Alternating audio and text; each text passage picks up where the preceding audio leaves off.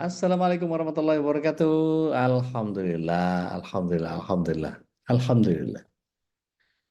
Asyhadu an la ilaha illallah wahdahu la syarikalah wa asyhadu anna Muhammadan abduhu wa rasuluh la nabi wa rasul ba'da. Miringin bawahnya. Miringin bawahnya. Iya. Kebersyukuran adalah sebuah keniscayaan dan salawat serta salam semoga kasih selalu tercurah limpah kehadirat Rasulullah SAW berikut para keluarga, sahabat, dan para pecinta risalah dan syariat beliau hingga akhir zaman. Mudah-mudahan kita yang hadir pada kesempatan malam hari ini bisa menjadi bagian dari golongan orang-orang yang mendapatkan syafaat beliau kelak di akhirat. Mudah-mudahan malam hari ini kita bisa mengambil hikmah dari apa yang kita akan sama-sama pelajari, yakni kita sampai kepada bahasan di mana fitrahnya kita sudah sampai pada fitrah seksualitas, fitrah jinsiyah. Dan saya kali ini tidak akan sendiri, saya akan ditemani oleh Coach Ruli. Ladies and gentlemen, please welcome Ustadz Ruli Renata. Yeay. Iya. Assalamualaikum Assalamualaikum warahmatullahi Ustadz. wabarakatuh. Waalaikumsalam warahmatullahi wabarakatuh. Masya Sehat? Allah. Ngelihat antum ini seger saya. Benar. Karena kebayang makan sate kambing bareng antum Nah, gitu. itu bahaya ini. Sama. Insya Allah Selasa di Jakarta. Iya, tapi game belum jadi nih. Saya utang banyak sama antum nih, Masya Masya Allah. Allah. Mesti pelan-pelan, emang nggak boleh buru-buru kayaknya. Tapi bisa malam hari ini kita akan membahas tentang fitrah yang lebih sifatnya kepada jinsiyah, di mana pada saat yang mumayyiz kita harus lakukan apa kepada anak-anak kita, dan pada saat sudah masuk ke wilayah waktu mereka sudah mukallaf itu seperti apa yang mereka harus pahami. Ya. Bismillah Zat. Oke, Bismillahirrahmanirrahim. Suara saya terdengar jelas ya? Terdengar Zat? Jelas, Zat. Alhamdulillah. Ya, mohon maaf. Alhamdulillah saya sedang di bandara.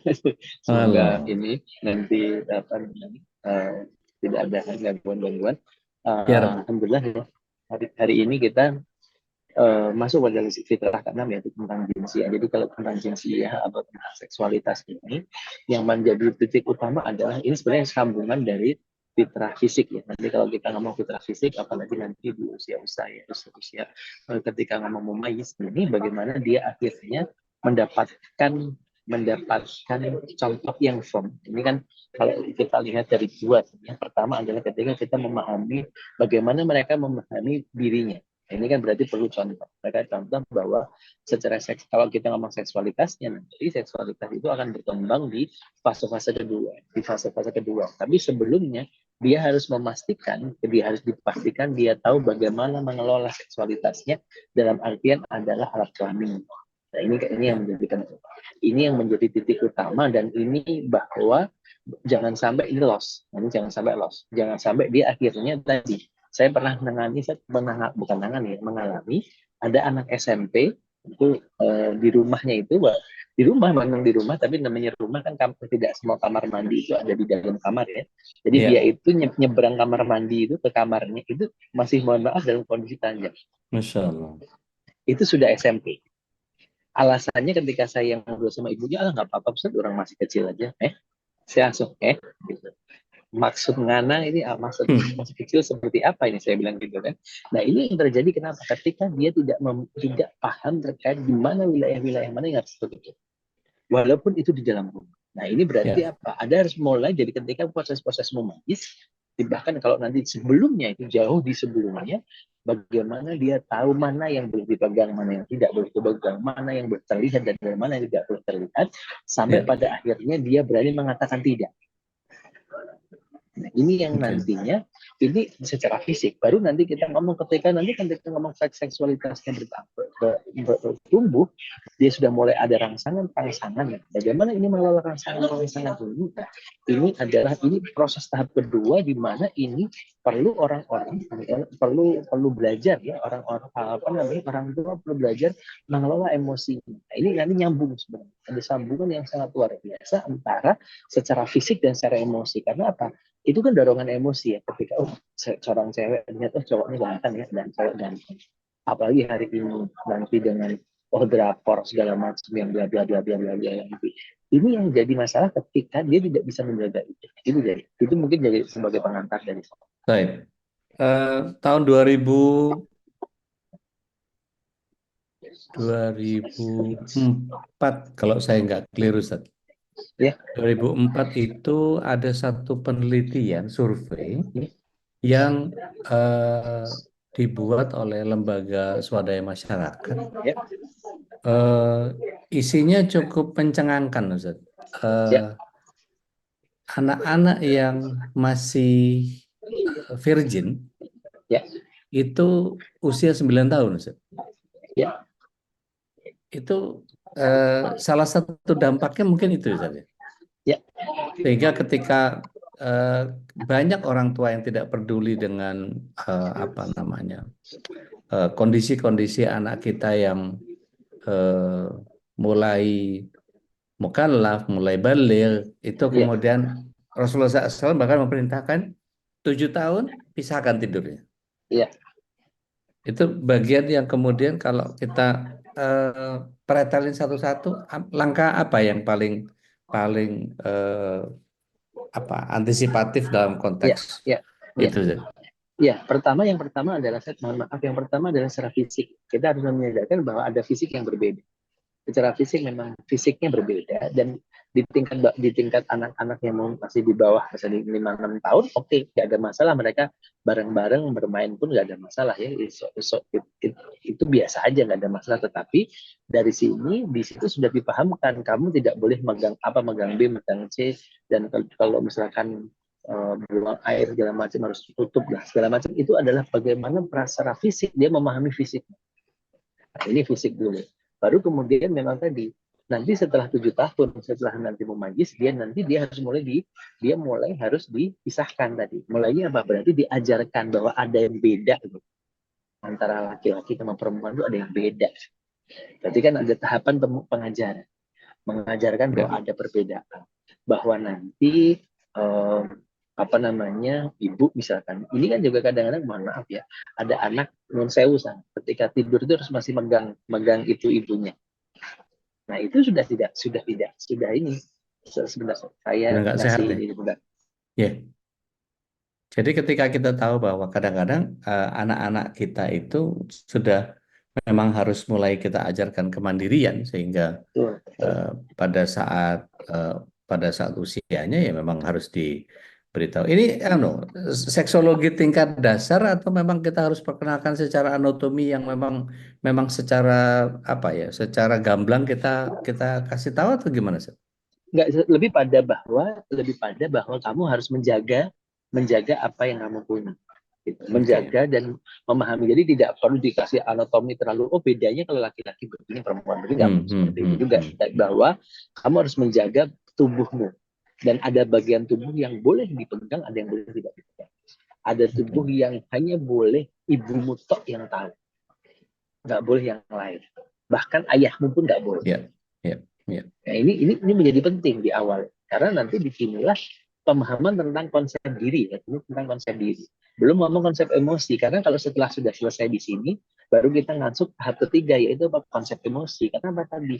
Kamu akan tiba-tiba, karena kan nanti konsepnya kalau anak-anak kecil itu ya, saya punya ponakan usia 6 tahun, saya bilang, "Kak, kalau yang ganteng itu anak temanmu yang ganteng yang mana? Yang itu. Kenapa? Dia itu nggak pernah apa namanya, nggak pernah bully lah, nggak pernah nukari, kalau orang Jawa bilang nggak pernah Hmm, nukari temannya." ya, Oh, konsepnya adalah konsep tentang itu. Karena ya. memang dia belum ngomong terkait dengan ganteng ini gini, apa namanya, orang anak yang punya enggak ya, yang punya pesona atau segala macam. Dari sini sebenarnya nanti kita harus melakukan konsep emosi. Bagaimana ketika kamu senang terhadap orang, senang itu gimana sih? Oh, merasa bahwa kalau kamu ketemu deg-degan, itu nanti dari tahap kedua nih. Dan hari ini sudah terjadi. Bahkan berarti apa? Di konsep emosi ini adalah ketika fitrah emosinya tidak terpenuhi oleh orang tua, dia akan mencari. Nah, di sini yang jadi bahaya ketika di sini, ketika sudah usia-usia gede, udah mukallaf, dan Ya. dia tidak mendapatkan emosi yang tepat dari orang Hmm. tuanya, Ya, ya, kekosongan, kan? Tangkinya kosong, kalau bahasanya ini tangkinya ya, kosong. ya, Nah, ya. dia akan mendapatkan dari tempat lain yang mungkin saja dia hanya Serigala-serigala awal, lapar ya. itu yang jadi masalah. Kalau cuma sekedar mungkin dari gurunya yang hanya memberikan emosi, it's okay. Tapi ketika dari serigala-serigala lapar, yang terjadi adalah sekian puluh persen akhirnya kehilangan ketakuan dan sebagainya. Ya, izin Zat, kalau Ya. memberitahukan itu perlu ada preconditioning nggak seperti halnya balik? Nanti kamu kalau udah umur segini, waktu gini-gini apa segala macam, nanti akan terjadi begini pada dirimu apa segala macam. Harus ada preconditioning itu nggak? Atau atau Secara atau bisa bisa acak? bisa aja kan, karena ini tentang rasa ya, ada tentang rasa yang kadang, Hmm, nah kalau secara fisik bisa sampaikan secara fisik, nanti suara kamu akan berubah, hmm, tiba-tiba mungkin ada tubuh kamu yang akan mulai ada rambut, ada juga mungkin apa namanya mulai membesar dan lain sebagainya. Itu mungkin di tingkatan itu, tetapi di tingkatan rasa lah, di tingkatan rasa tidak bisa di preconditioning. Tetapi oke. lebih bagaimana mereka mendapatkan cerita tentang pengalaman-pengalaman masa lalu. Ibu dulu itu pernah gini, bunda dulu itu pernah ngerasakan ini. Tapi gini, jadi kalau waktu bunda itu, kalau temen bunda itu ada yang ini, tapi bunda itu nggak ngomong, bunda itu diem aja, cuma bunda pernah pendem dalam hati. Nah itu kan sebagai bagian ya, bagian oh ternyata cara menghadapinya seperti ini. Nah Oke. itu lebih penting. Jadi ada dua hal. Yang pertama tentang rasa tidak bisa di preconditioning, karena itu nanti juga bingung. Nanti kamu akan merasakan senang. Senang kayak gimana ya? Ini ada sesuatu yang abstrak, Ya, tetapi ya, ya. secara fisik harus seperti itu. Oke. Kalau kalau misalnya kita kan tadi Antum bilang boleh si ibu sharing dulu, ibu begini apa segala macam dan seterusnya. Bagaimana dengan mentauqifnya dengan Rasulullah SAW bilang anakmu tidak hidup di zamanmu. Untuk hal ini mungkin nggak ada masalah Zat. Nggak ada masalah, karena sebenarnya nanti cuma perbedaannya kan hanya berbeda di cara saja. Di rasa itu kan Hmm. tidak ada perbedaan ya. Dari zaman dulu sampai zaman sekarang, proses balik ada Ya, orang seneng itu ya, sesuatu sama yang pasti. Ya, bersama persis. Cuma oke. bedanya adalah ketika, nah ini yang jadi masalah gini. Ternyata ibunya dulu kacau, ya, orang tuanya Ya, kacau. Nah, ini bisa dibuat obrolan. Tahu nggak Kak? Zaman sekarang itu kalau begini itu begini, kita tuh harus jaga diri. Nah, mungkin tidak bisa ke kitanya, mungkin ada teman-teman yang mungkin ya termasuk beberapa orang di antara kita yang masa lalunya cukup tidak bagus lah dalam tanda kutip. Kan kalau ya. itu Jadi diceritakan jangan sampai pelajaran jadi ya. iya, jadi pelajaran, dan mungkin kita akhirnya apa? Carilah bahan-bahan obrolan.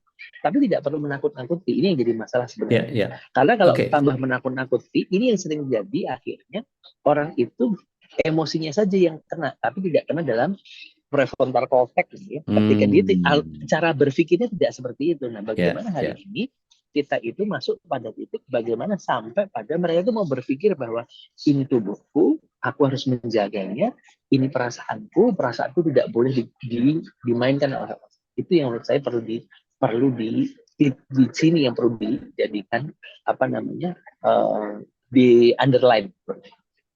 Berarti MKI ini punya PR untuk bikin satu pengalaman-pengalaman semu Ya, dari pembelajaran-pembelajaran yang dilakukan kepada anak-anak supaya ini jadi komparasi bahwa ada loh kasus gini, ada kasus B, kasus C, kasus B dan seterusnya kita yang harus lakukan seperti ini. Jadi apa ya apa pengalaman semu itu kan menjadi bagian yang sebenarnya kekayaan proses berpikir kita betul, supaya kita betul, tidak masuk kepada kesalahan yang sama, supaya kita betul, tidak tidak berada dalam situasi yang sama. Artinya betul. memang apa role play atau simulasi biasanya gitu Ustaz. Ya, di awal mungkin kalau saya lebih pada role play saja. Mungkin role play Hmm. di sisi lain memang ini menjadi titik kadang-kadang gini, jangan sampai akhirnya ini menjadi semakin banyak itu akan semakin kaya ya, semakin banyak pengalaman, tidak hanya semu sebenarnya. Mungkin kita bisa menggali pengalaman-pengalaman dari banyak orang. Jadi akhirnya memang pengalaman pribadi, tapi nanti akhirnya gini, bagaimana kata kuncinya adalah menggali maknanya. Maknanya apa Hmm. nih? Ini yang sering kali kelewatan. kita itu bercerita, tapi di ujungnya tidak diikat maknanya. Oke. Jadi akhirnya ceritanya itu ya sekedar hanya ya cerita toh, nggak ada Ya, maknanya. ya. Nah, padahal proses berpikir itu ketika ada makna di situ. Nah, di dalam ngomong fitrah seksualitas ini, kalau ini kan berarti ada fisik yang selesai, kemudian masuk ke sini tentang bagaimana dia mengelola rasa, hormonalnya yang meledak-ledak itu. Nah, itu harus juga mendapatkan, nah ini, tangki kasih sayangnya nggak boleh kosong. Ini menjadi titik kunci sebenarnya. Oke. Bagaimana ketika di fase-fase ini tangki tangki kasih sayangnya nggak boleh kosong, berarti apa? Ada ayah dan bunda yang memang hadir. Mungkin tidak secara fisik ya, tapi secara rasa. Bagaimana misalkan kalau anaknya di pesantren? Di Ya, pesantren dia lagi balik, misalkan anak saya, putranya panjenengan asik. juga sama. Di pesantren, putra panjenengan di pesantren, dia sedang puber, kalau bahasanya puber ya, maksud mengalami itu, tapi dia nggak punya orang tua gimana? Berarti harus ada kehadiran rasa. Berarti apa? Ketika lagi nengok segala macam, jangan hanya dengan apa namanya tanya gimana uang sakunya masih enggak, tadi makan apa, tapi apa yang kamu rasakan itu menjadi penting. Ini Oke. digalinya itu menjadi penting seperti itu. Oke. Jadi ini Seth, kalau misalnya kita menceritakan sesuatu kepada anak itu justru yang Ya, jadi orientasinya adalah moral of story-nya gitu ya. yes, Jadi itu di situ titiknya. lesson learn-nya bisa diambil dari sisi mana saja, tapi yang penting moral of the story-nya ketangkep gitu, Seth. Betul, ini yang menjadi penting dan itu yang sering kelewatan. Oke. Kelewatan kenapa? Kita sih cerita kadang-kadang cerita pada lebih fokus pada si tokoh, ya kan? Si tokoh, kemudian kejadiannya seperti Alurnya, iya. apa, alurnya, Hmm. tapi di belakangnya tidak muncul. Coba dulu ya, misalkan kalimatnya, coba dulu ayah lebih banyak belajar ya, itu pasti ayah tahu nih begini. Berarti kan di situ ini. Kemudian juga sebenarnya itu bisa terjadi itu karena gini loh. Jadi kita tidak hanya menjudge tapi menganalisis. Ada analisa-analisa. Jadi inilah yang nantinya membuat mereka ketika kejadian-kejadian seperti itu. Nah, kayak sama dengan perkataannya Nabi Ayub, Nabi Ayub, Ya, Nabi Yusuf dengan dengan ayah Nabi ya. Yakub, Ketika Nabi Yakub. ketika dipukul Ya, itu kan di situ kayak dihentakkan bahwa kamu suruh berpikir, kamu itu harus mikir, kamu itu anaknya Nabi. ya. Itu proses itulah sebenarnya bagaimana moral story-nya di situ kan, Hmm, bahwa kamu boleh berpikir tapi ingat kamu itu anak Nabi. ya. Nah, Nggak pantas di kamu. sini Hmm. nggak pantas kamu lakukan. Nah, ini yang sering kita lupa. Kita sering kali di guru, bahkan di pengajar, bahkan mohon maaf, di dai-dai kita pun suka sering kejadian.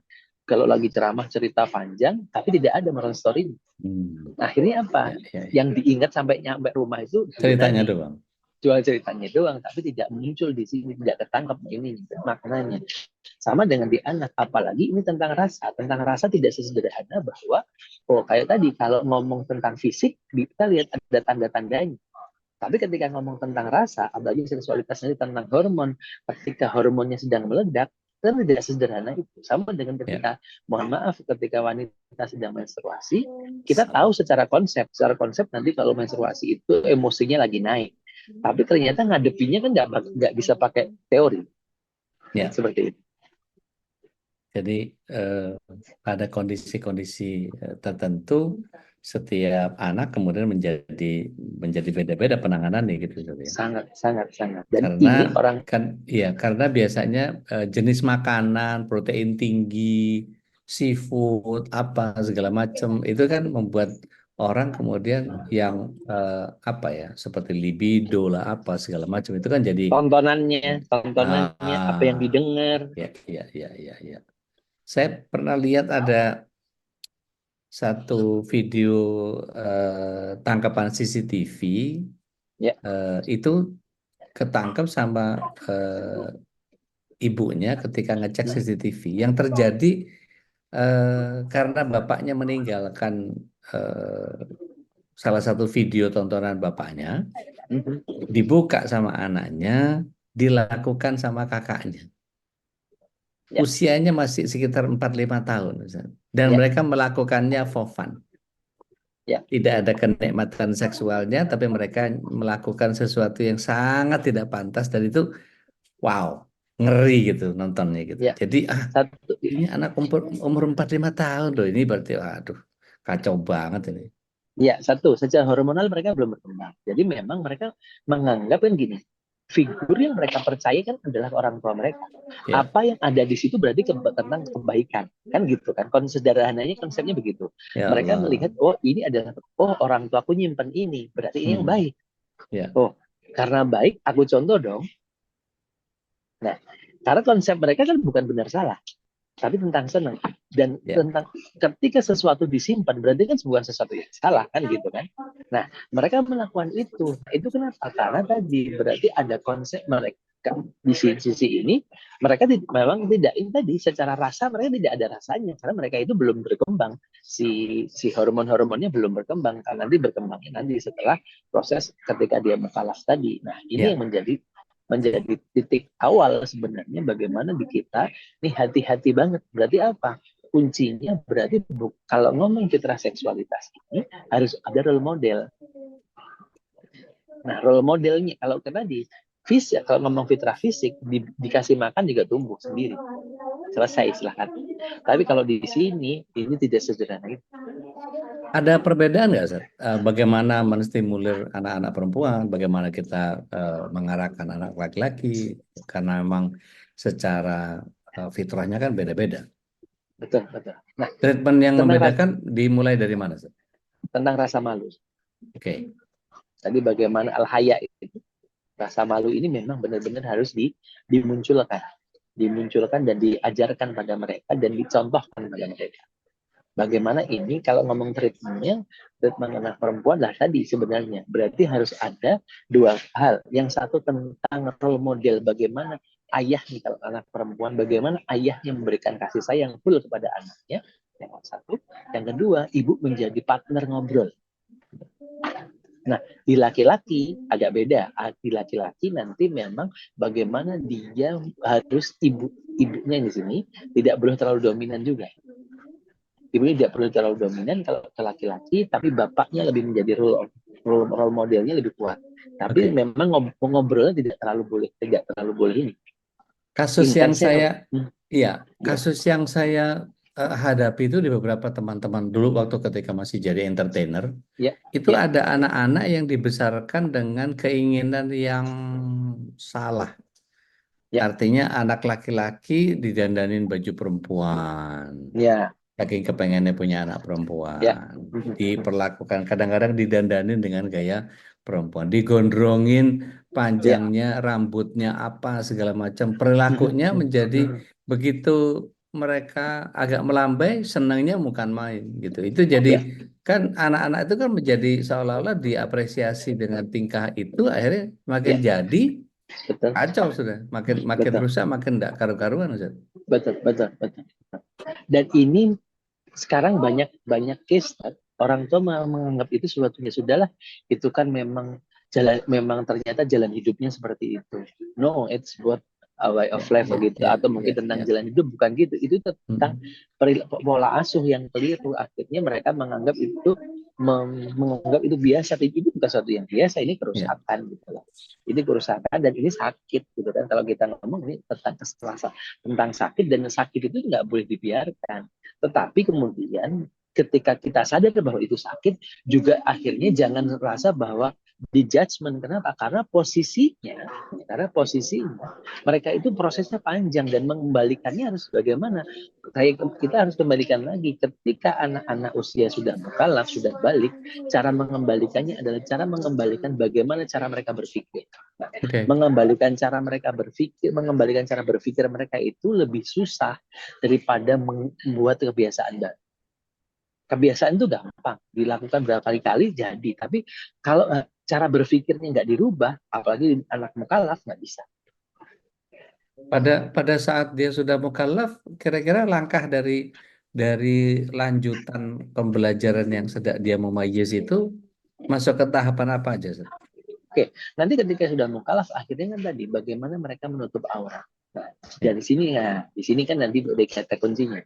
Kalau anak saya termasuk yang kalau masih kecil nggak harus, silahkan saja masih usia 5-6 tahun itu tidak harus selalu dipaksakan kan gitu. Ya.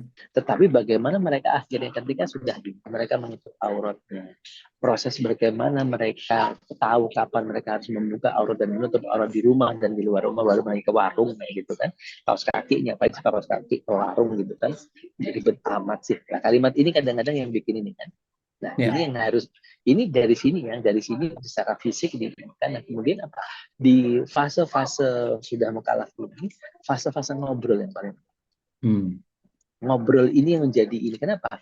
Mereka ini setiap waktu akan mendapatkan stimulasi dari luar. Oke. Nah, bagaimana akhirnya ketika mereka mau pulang ke rumah, mereka atau mereka tidak pun pulang ke rumah, mereka selalu mendapatkan bukan pantauan, tapi merasakan bahwa ada tempat berbagi. Soal Ini menjadi pemilihan teman sudah harus dimulai pada saat mu'alaf itu. Kalau ngomong teman itu bahkan sudah dari sebelum itu sudah dari Kan sebelum.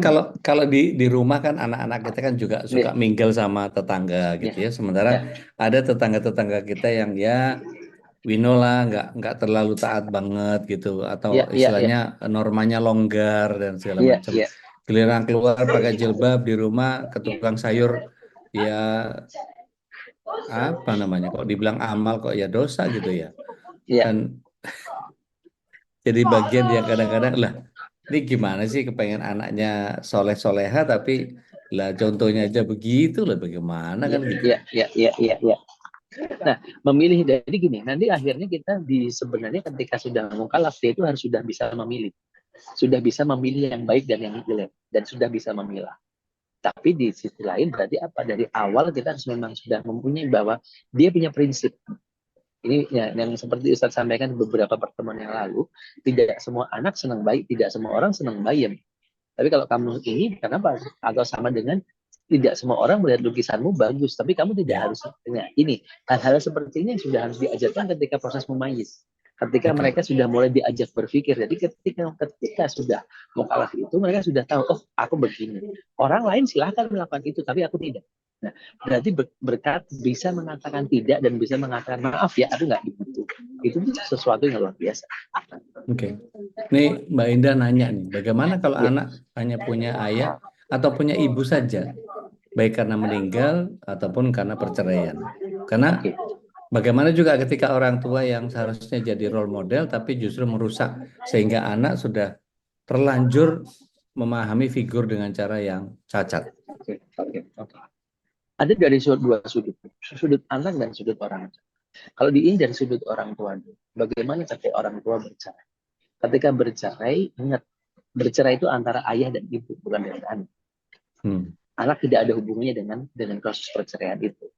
Dan jangan malah akhirnya mereka diajak menjadi ikut terlibat dalam korban dan kadang-kadang diajak menjadi sekutu dari kutub utara dan kutub selatan ya. Dari Pyongyang sama Seoul itu kan itu jadi tuh lihat bapakmu, tuh lihat ibumu gitu ya. Kayak Kim Jong Un gitu kan, nanti kan gitu obrolannya nanti gitu. Nah, ini nggak benar.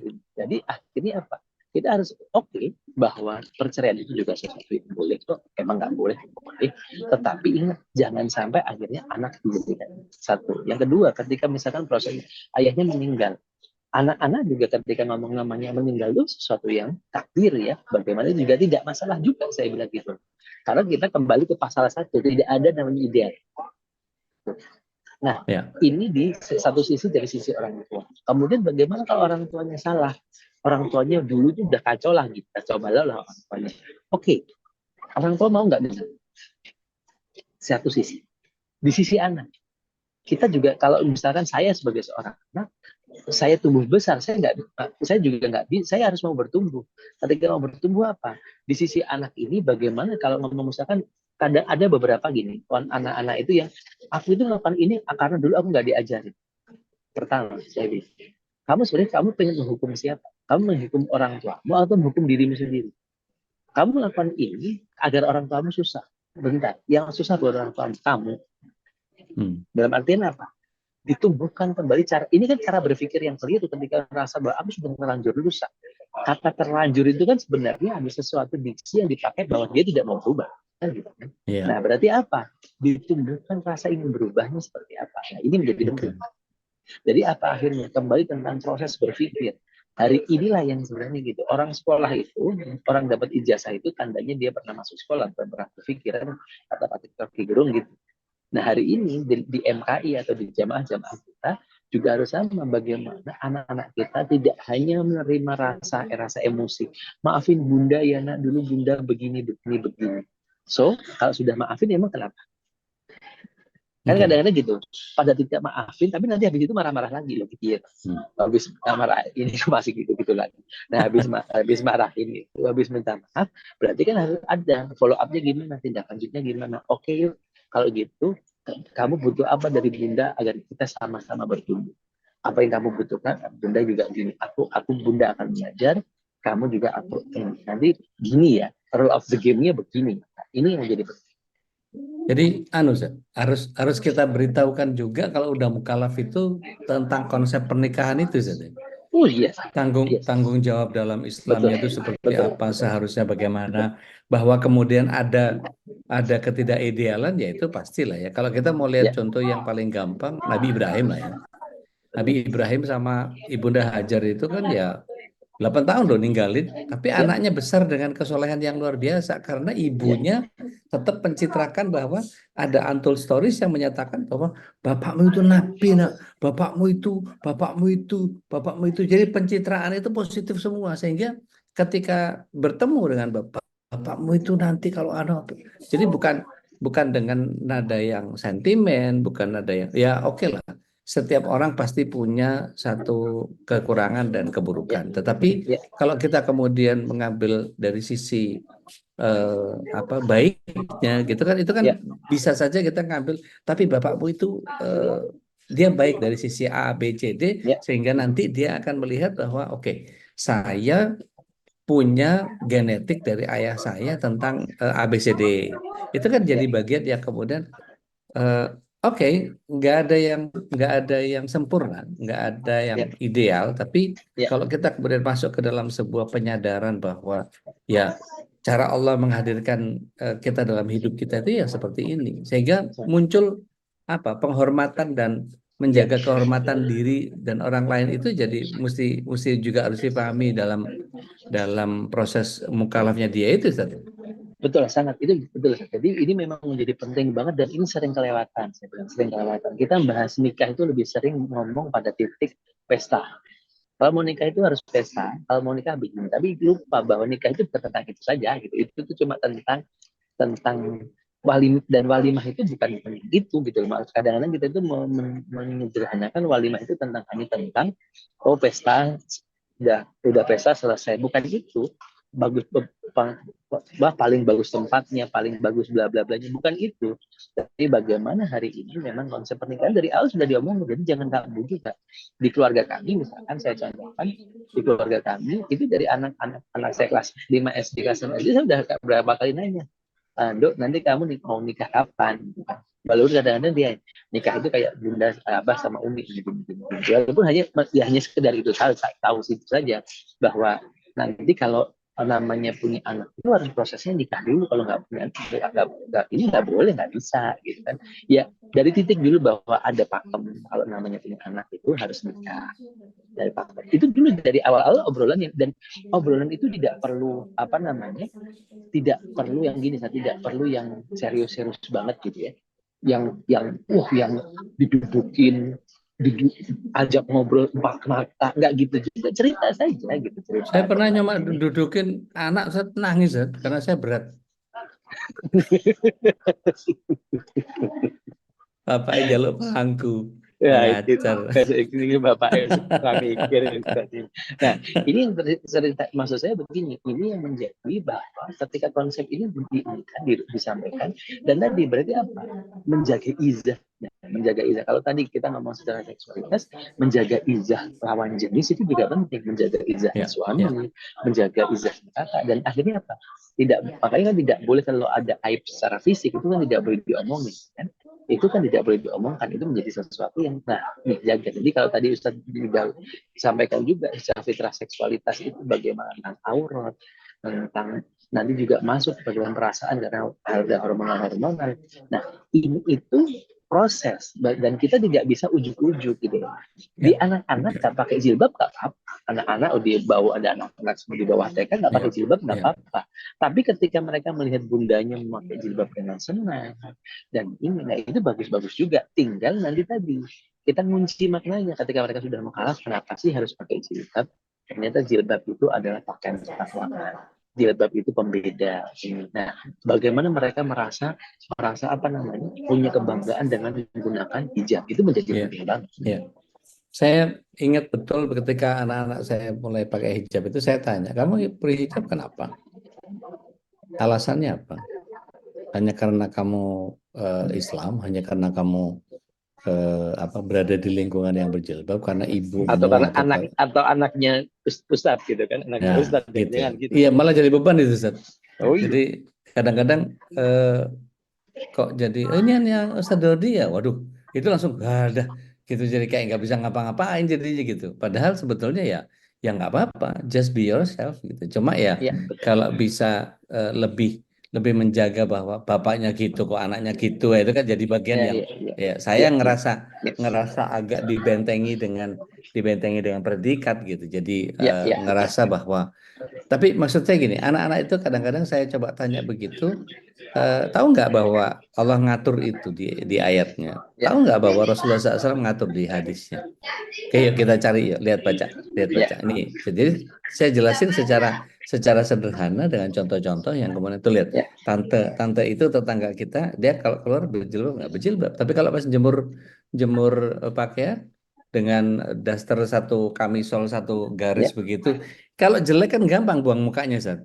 Agak iya. repot kan gitu. Jadi kalau aduh gitu kan, ini piye yo gitu, aduh gitu. Jadi kadang-kadang agak repot ini. Jadi Iya iya iya. kadang-kadang, nah ketika ngasih tahu begitu ya mereka betul-betul memahami bahwa ya Iya ya kamu nggak pantas kayak begitu. Kamu kamu lebih iya paham, kamu di pesantren, kamu apa segala macam. Mungkin dia nggak sekolah, mungkin mungkin apa. Dia mungkin nggak bisa milih. Saya selalu tekankan kepada bagian yang kepada ini panas nggak bahannya? Mau dibeliin yang adem nggak? Ayo kita kemana gitu? Mau ke Tamrin iya City atau mau kemana gitu? Ayo kita, ayo cari cari. Mana? Jangan cuma satu beli. Nah, ayo. Jadi memang saya supio gitu supaya iya supaya mereka nyaman dengan ya gaya gue begini gitu. Nah saya iya alhamdulillah nggak bisa maksa anak-anak saya untuk kemudian ayo dipanjangin dong itu pinggulnya masih kelihatan apa segala macam. Tapi ngingetin sih terus gitu ya. Tapi ya iya bahwa dia kekeh begitu, ya wis lah itu sudah tanggung jawabnya suaminya, tanggung jawabnya dia sendiri gitu ya. Penting iya saya iya udah ngasih tahu gitu ya. Penting sudah iya. mindai. Tapi ya Betul. alhamdulillahnya begitu dapat suami yang juga taat ya baru baru bener juga gitu. Akhirnya Iya iya ya iya alhamdulillah lah gitu penuh iya. penuh dengan Betul. kondisi itu gitu. Jadi Ini ada dua sih boleh tadi kan. boleh Ada ini dua. nggak Jadi Zat? mohon maaf ada Ya, dua. Jadi ya. ada dua. Pertama tentang rasa nyaman. Rasa nyaman itu yang pertama. Berarti dia dari awalnya itu kan, kalau ngomong rasa nyaman itu anak-anak memayis. Hmm. Tapi memahami itu anak-anak kalah. Ya, antum sampaikan tadi, dia rasa nyamannya dapat. Oh, bunda itu Umi itu lihat Umi pakai hijab tuh ini yang nyaman ya, fine fine aja, aktivitasnya enak-enak aja. Dia melihat nyaman, oh aku mau nyoba dong. Itu anak-anak memayis. Ketika mau kalah, aku memakai karena aku adalah seorang muslimah. Kenapa? Aku karena ini. Nah, berarti apa? Ya, Ada pemahaman, tidak ya, hanya tentang dalilnya, tapi juga ya. tentang bagaimana dia punya pride-nya itu. Oke, Begitu, oke. Sah. Based onnya jelas gitu ya. Betul, betul. Baik. Ya, Ini kita buka interaksi, Zat. Eh, monggo, monggo, Sah. Bapak Ibu mungkin monggo kalau ada yang mau sharing, mau nambahin, mau Ya, bantah, mau nyanggah boleh. Asal jangan marah-marah aja. dan Silakan. jangan banting HP. Malah nggak bisa kajian. Silakan. Ini ada banyak bapak-bapak nih, alhamdulillah nih. Kalau mau gabung, silakan. Ada yang mau ditanya, mungkin ada beberapa yang saya kenal baik nih. Monggo, silakan. Kalau ada yang mau di-share. Karena bicara tentang urusan keluarga, sekarang ini kita bicara tentang konsep yang ada anak, gitu. Jadi Ya, eh, behavior eh, family behavior ini bicara tentang bagaimana supaya ketika kitanya sebagai ayah dan ibu yang punya peran untuk melakukan ya, kendali atas eh, seperti apa kita bentuk keluarga ya, kita. tidak akan pernah sempurna, tapi yakinlah bahwa dengan ikhtiar kita ini bagian yang kemudian dimudahkan oleh Allah insya Allah gitu ya, Ya, sehingga kita masuk ke dalam sebuah pemahaman yang sebetulnya sederhana saja. ya, Kalau semuanya menjadi baik, saya malah fatalisnya mungkin nggak bisa dibilang fatalis, tapi saya lebih kepada taklid kepada satu ayat di ya, surat 3 ayat 31 itu Allah SWT menyatakan dengan sangat jelas bahwa A'udzubillahi minasyaitonir rajim. Qul in kuntum tuhibbunallah fattabi'uni. ya, Yuhibbukumullah wa yaghfir lakum dzunubakum wallahu ghafurur rahim. Kita beruntung loh kita punya Rasul yang ya, minta sama Allah bahwa semua ibadahnya dilipat gandakan pahalanya, gak seperti nabi-nabi sebelum kita gitu. Nabi-nabi ya, sebelum Nabi Muhammad SAW itu kalau mau dapat ampunan 700 hari ya mesti puasa 700 hari. Tapi kalau Rasulullah SAW cukup puasa Arafah dapat tuh 700 hari ya, ampunan gitu. Kalau kepengen seumur hidupnya dapat pahala yang eh, 83 tahun 4 bulan nggak punya ibadah apa punya deposit ibadah tanpa cacat, ya udah tinggal ya, nyari nuzul apa tinggal nyari Lailatul Qadar aja gitu. Jadi ya, betul. banyak sekali fasilitas yang Rasulullah SAW berikan kepada. Boleh nggak sih kita fatalis gitu aja? Udahlah, nggak usah belajar belajar parenting, nggak usah ini, nggak usah itu, ngikut Rasulullah SAW aja lah gitu. Saya Ya, saya orang bodoh nggak ngerti si James Water nggak pernah ya, tahu James Mayer apa segala macam ya, nggak paham saya. Boleh gitu nggak Sir? sangat boleh. Oke. Sangat boleh. Kenapa? Karena Karena kita ngikuti Rasulullah, berarti kita sudah betul. ngikuti yang sebuah figur terbaik. Kenapa kadang-kadang kenapa saya misalkan lebih kadang-kadang mencari contoh yang lebih ini. Kadang-kadang kasih ke Rasulullah, kita merasa mereka aja nggak kenal gitu ya, jauh banget gitu. Makanya nah, kan gitu masalahnya kan. Di ini kan, wah banyak yang dari kalau sebenarnya yang kalau ngomong yang terbaik ya, yang ngomong terbaik, yang baik dan terbaik itu Rasulullah. Jadi Ya, kalau setuju, kita setuju. ngomong saya nggak usah pakai teori-teori loh. Kalau kamu nggak pakai teori ini, pakai teori Rasul itu sudah selesai. Ya, Namanya teori Rasul itu satu, mencintai nggak Rasulullah bagaimana, berarti bagaimana kita mencintai Rasulullah dan Masya Allah, Masya bagaimana Allah. bagaimana mengenalkan figur Rasulullah pada anak-anak kita. Nah ini kan Betul, berarti betul, menjadi betul. sesuatu. Hmm. Ini menjadi sudah kalau katanya sudah nggak ini warung obat tutup, nggak ada obat, dan nggak ada obat. Masya Allah. Begitu. Baik, baik, Bapak Ibu, silakan. Dokter Eka, mangga, silakan. Assalamualaikum warahmatullahi wabarakatuh. Ude, Waalaikumsalam warahmatullahi lagi wabarakatuh. aku Ya, nih langganan nanya. Habis cetek banget ilmunya. Ini Ude mau nanya. Sekarang kan misalnya anak-anak di usia prabalik gitu ya, ya, lagi penasarannya tentang seksualitas. Nah, ya, eh ada anak kita misalnya sudah kan tugas kita kan sebatas anak-anak kita nih gitu. Kita ya, sudah bekali, kita udah kasih tahu, udah jelasin dan insya Allah pendampingan gitu ya. Nah terus anak kita cerita gitu temennya suka ngomong kotor atau ngomong ya, jorok gitu terkait ya, seksualitas dan mereka bisa ngakalin gitu. Nah hmm, terus sembunyi-sembunyi lah, ditulis di kelas lah, di plester apa segala macam. Terus googling, jadi mereka yang cowok-cowok ini suka googling tentang perempuan tanpa busana gitu lagi ya, gitu. ya, ya, Terus udah gitu juga ada yang sampai cerita si antar cowok ini gaya bercandanya itu adalah pegang-pegang bokong gitu udah. Jadi Ustadz ya, Ruli, jadi mulai dari tepuk-tepuk bokong sampai ya, dipegang gitu. Nah, ya, anak kita kan mungkin kayak tadi terkait pilih-pilih teman gitu ya. Maksudnya ya, risih mungkin ya, nggak suka hmm, nggak itu. Sedangkan tuntutan dari sekolah adalah harus berbaur, main sama semuanya ya. gitu. Nah, itu bagaimana ya Ustadz? Ya, ya. Dilematis banget ini memang. Jadi di sisi lain ya memang tadi saya kembali pada titik bahwa dari tahapan kalau kalau mungkin kalau saya itu dulu belajar tahapan itu tiga kan, sahsiah Islamnya, bagaimana kita memperbaiki diri, kemudian usrah muslimah memperbaiki keluarga, dan usrah mujtama memperbaiki masyarakat. Nah, akhirnya kalau kita ngomong di sini ternyata tugas kita tidak hanya tentang anak kita, karena anak kita akan punya teman-teman yang lain. Berarti apa tugas kita juga bagaimana mendidik anak-anak orang. Nah ini kan jadi PR karena apa? Anak kita kalau sendirian pun nggak akan kuat. Namanya hijrah itu kalau sendirian nggak akan kuat, harus ditemani Ya. di perjalanan. Berarti apa? Kita harus semakin banyak mencari teman-teman untuk perjalanan anak-anak kita. Dan minimal akhirnya apa? Kalau saya pendekatan saya akhirnya daripada anak kalau ini bisa benar bisa salah, kondisional juga. Kalau daripada anak saya main di tempat orang, mendingan anak orang yang saya undang main ke tempat saya. Kenapa? Di situ akhirnya saya bisa memberikan masukan-masukan. Kalau di tempat orang saya belum tentu. Nah ini cara saya, gitu kan? Karena apa tadi saya bilang? Nah jangan juga sampai terjadi begini kayak hal kayak tadi. Nih ini juga menjadi PR bersama ya di sekolah, di ini. Kadang-kadang mereka nggak aware. Cuma kalau orang Jawa bilang nyablek rokok aja kok dipermasalahkan. Kadang-kadang kan gitu kan. Wah, mau nggak hijab itu dimasalahkan. Kadang-kadang karena apa? Mereka punya standar yang berbeda, tetapi di sisi lain memang berarti ada dua. Kita harus memastikan anak kita kuat dan juga menebarkan fikroh kebaikan ini kepada atau cara berpikir dan juga tentang apa yang kita pahami kepada masyarakat, jadi dengan cara yang baik. Jadi kan ini PR ya, PR berarti ada tiga hal: memastikan anak kita kuat, kedua juga bagaimana kita menjadikan orang-orang lain itu mau terlibat dalam hal yang seperti ini. Jadi akhirnya apa? Harus ada amplifier. Gitu sih kalau dari saya. Baik. Begitu dok. Jazakallah khair Ustadz Ruli. Cuma memang itu kendalanya ya, nggak semua orang punya semangat yang sama gitu. Kadang ada yang udah dikasih tahu, tapi kayak ya itu tadi cuma gitu doang. Beda value, iya beda value. Iya. Belum mau.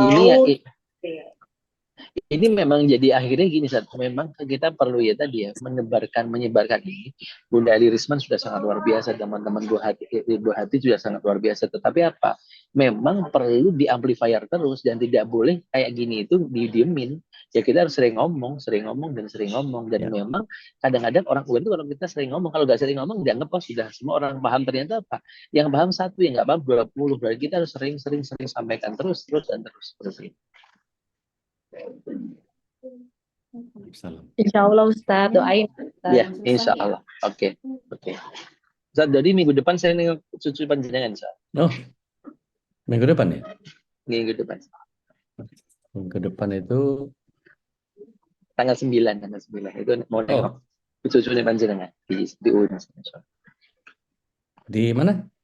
Di UIM sana, di sana. Oh, udah di sini Ustaz. Oh, dari sini udah balik. Udah di sini. Tinggal bapaknya, tinggal bapaknya di sana. Iya, bapaknya di sana. Bapaknya baru Oktober kayaknya baru. Masya Allah. Mudah-mudahan dimudahkan semua. Tapi kalau mau kontak beliau boleh silakan aja. Insya Allah. Baik. Izin Ustaz, boleh saya ini dulu? Oh, nggak apa-apa. Saya sambil off kamera, nggak betul apa-apa. Oh, nggak apa-apa Ustaz. Mbak Sari, monggo. Assalamualaikum warahmatullahi wabarakatuh. Waalaikumsalam warahmatullahi wabarakatuh. Ustaz Rudi. Ahlan, hayakallah. Izin mau bertanya juga nih Ustaz Ruli. Silakan. Jadi putri Ana kan mondok nih Ustaz. Nah kemarin itu qadarullah sakit. Dari laporan UKS, afwan nih putrinya nggak mau dibawa ke klinik. Ya, di klinik untuk diperiksa lebih dalam lagi.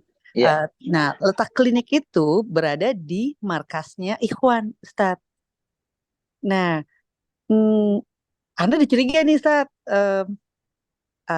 Ini adik nih sepertinya bukan karena nggak mau diperiksa lebih dalam, ini pasti karena ada posisi Ikhwan.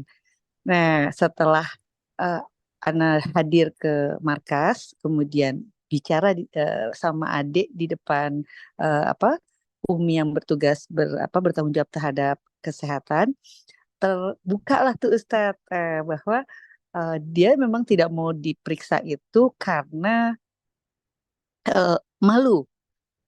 Jadi benar-benar malu kalau harus sampai ketemu sama Ikhwan. Letak kliniknya akhirnya dijelaskan bahwa klinik itu tidak berada di dalam lingkungan markas, tapi berada setelah pintu gerbang, berada di depan, bukan dekat-dekatan dengan markas. Jadi lebih duluan lah di klinik itu. Setelah itu dia tersenyum. Kalau gitu aku mau. Nah, pertanyaan Ana nih Ustadz, terkait malu. Itu kan alhamdulillah sebagai seorang ibu, Ana bersyukur ya Ustadz.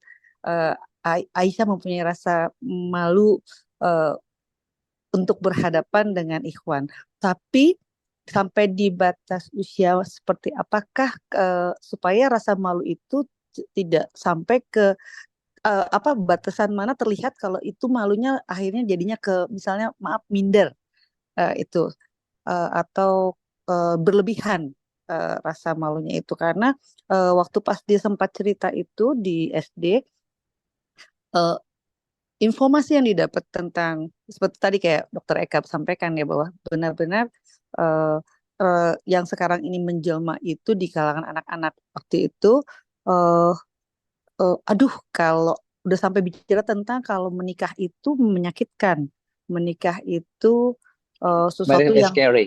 iya Marriage is benar scary. banget, marriage scary banget kata gitu. Jadi nah itu Ustadz Ruli, Ya, Ana mau ya, ya, bertanya ya, ya. bagaimana kita bisa mengidentifikasikan tentang anak ini malunya itu akan menjadi sesuatu yang mukul balik atau itu adalah suatu hal yang baik gitu loh Oke, Ustadz. oke, Yang oke, kedua oke. Ustadz izin bicara juga tentang dari ini kan dari pihak putri, dari pihak Ya. kakak laki-lakinya, alhamdulillah si Ade kan punya 3 kakak laki-laki. Nah dari mereka bertiga inilah kami banyak dapat ilmu justru malah Ustadz Ya, ya, ya, ya. dari mereka tentang seberapa bahayakah pergaulan anak-anak muda sekarang. Ya, Tapi ya, Ana ya. juga bertanya kepada salah satu putra Ana yang sampai sekarang memutuskan tidak berpacaran. Alasan paling utama mengapa dia memutuskan tidak berpacaran itu dia sebutkan, Ana sebutnya apakah karena menjalankan perintah Allah atau takut larangannya, kemudian atau karena ada hal lain. Jujur aja Ana menanyakan apakah ada faktor ekonomi, males ngejajanin anak, nggak mau ngeluarin duit lah, intinya pelit gitu, lebih ke situ. Alhamdulillahnya dijawab dari berdasarkan pengalamannya dia melihat bagaimana komunikasi teman-temannya yang mengatakan sehabis ngapainnya gitu ya, ataupun bahkan kecenderungannya sekarang anak-anak perempuan sekarang sudah sampai maaf nih mungkin oknum ya saya tetap beberapa bahwa kalau berpacaran itu kewajiban seorang ayah itu sudah berpindah kepada sang pacarnya. Jadi akan selesai cepat hubungan mereka selesai apabila ternyata mereka tidak mampu membelikan apa kebutuhannya mereka. Disitulah putra Ana langsung menyampaikan, maaf Umi, bagi aku kewajiban kita itu kepada dirinya adalah setelah kami akad, bukan pada saat sebelum. Jadi seperti itu Ustadz. Mohon bimbingannya, mohon bimbingannya. Masalah. Ya, ya. Jazakillah Ibu. Jadi gini, yang pertama bagaimana tentang rasa malu sampai minder. Sebenarnya gini, selama itu tentang hal-hal yang menjadi produktif ya. Jadi malu dan minder itu kan sesuatu yang berbeda. Ininya berbeda. Ketika nanti tentang inferiority, kan nanti kalau malu ketika dia mengadakan tadi, dia malu ketika seperti ini. Malu ini kan harus dicari. Kenapa malu? Nah ini kan kita harus ini kan digeser dibandingkan malu itu kalau menjadi malu minder itu karena dia tidak percaya diri. Tapi kalau malu ada kayak tadi, kalau malu kayak tadi yang disampaikan, malu karena saya punya prinsip. Ini kan beda. Ketidakpercayaan diri dan karena punya prinsip. Saya punya prinsip segini karena itu saya begini. Saya malu untuk seperti itu. Nah ini berbeda kan. Nanti kalau dia memang kenapa malu karena aku jelek lah. Ini kan jadi kan minder. Ini kan beda. Ini beda misalkan gitu. Aku itu kan begini, aku begini makanya aku malu lah. Ini nanti harus ini tentang cara berpikir ya. Bagaimana cara berpikirnya kita perbaiki. Nah yang kedua terkait tadi bagaimana dan ini hari ini terjadi memang di banyak tempat. Akhirnya kemarin hashtag marriage is scary itu juga luar biasa dan sekarang itu lebih banyak antar hubungan pacaran sama pernikahan itu ternyata lebih lama pacarannya daripada pernikahannya. Itu udah banyak di kemarin saya dapat dari Kementerian PA perempuan ya, perempuan lagi ngisi acara di sana ngobrol tentang hari ini tuh bisa jadi masa pacaran 15 tahun, nikah itu cuma 3 tahun. Itu sekarang itu kayak banyak, makanya akhirnya banyak hashtag marriage is scary, mereka itu menakutkan dan bla bla bla bla. Ini kenapa tadi kita akhirnya bagaimana hari ini yang menurut saya dari ibu tadi yang paling banyak adalah bagusnya apa? Ngobrol dengan keluarga itu sesuatu yang sangat luar biasa dan ngobrol itu tentang titik temu, bukan tentang saya benar kamu salah. tentang titik temu. Kenapa? Sudut pandangnya begini, sudut pandang saya begini. Bagaimana dua sudut pandang ini mungkin bisa diinikan. Oh ternyata begini loh ya. Hari ini begini loh. Hari ini begini. Mungkin seperti ini. Baik. Kalau saran aneh gampang, nggak usah cari gadis kota, cari gadis kampung di Baduy banyak tuh. Jadi nggak bakal minta dinafkahin apalah segala macam, nggak perlu itu. Udah langsung ta'aruf, kalau perlu datengin rumahnya, udah minta aja Bismillah, la haula wala Siap quwata illa Ustadz billah. Dodi, siap. Jazakumullah khairan ya Ustadz. Wakadzalik, Semoga barakallahu fiik. Iya, Baik. Tapi Ustaz, sudah Ya, jam 9 di se- tempat saya nih. Jamnya kecepatan 1 menit. se- Tapi saya mudah-mudahan sama. saya lebih sejam lebih cepat. Oh, Masya Allah, Masya Allah. Tapi Iya, Ustaz, iya. ala kulli hal, Iya, iya. syukran jazakumullah khair. Kita Baik, masih baik, punya Ustaz. dua serial lagi, Ustaz. Jadi series ini Insya Allah masih nanti ada. satu seriesnya nanti di Madinah saja. Oh, Masya Allah. Siap, Insya Allah. Insya Allah. Hawanya lain itu pasti, Insya Allah. Iya, Insya Allah. Baik, syukran jazakumullah khair Baik. atas ilmunya, luar biasa. Mudah-mudahan ini jadi amal jariah antum buat kita semua. Amin. Dan setiap kita bisa memahami bahwa apa yang kita menjadi penting pada saat fase mumayyiz dan sampai mukallaf, Ya, pada ya. persoalan-persoalan di jinsiah ini menjadi bagian yang setiap kita harus matang dengan pola keluarga kita sendiri, sehingga Ya. pembelajarannya yang paling baik tadi ikut aja Rasulullah SAW lah.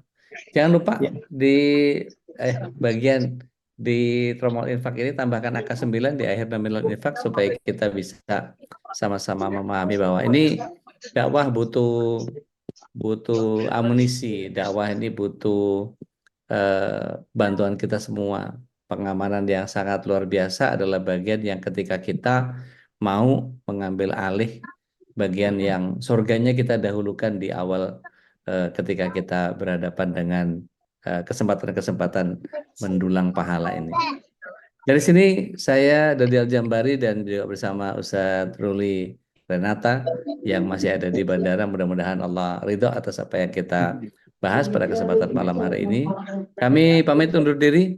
Kita sama-sama baca kafarat majelis. Subhanakallahumma bihamdik wa nastaghfiruka astaghfiruka Subhanallahumma wa bihamdika wa asyhadu an la ilaha illa anta kurang lebihnya mohon maaf. astaghfiruka wa Be the atubu best. ilaik. Do the best. Allah wal taqiyar. Assalamualaikum warahmatullahi wabarakatuh. Waalaikumsalam. اللهم ارحمنا بالقرآن واجعله لنا إماما ونورا وهدى ورحمة اللهم ذكرنا منه ما نسينا وعلمنا منه ما جهلنا وارزقنا تلاوته آناء الليل وأطراف النهار واجعله لنا حجة يا رب العالمين.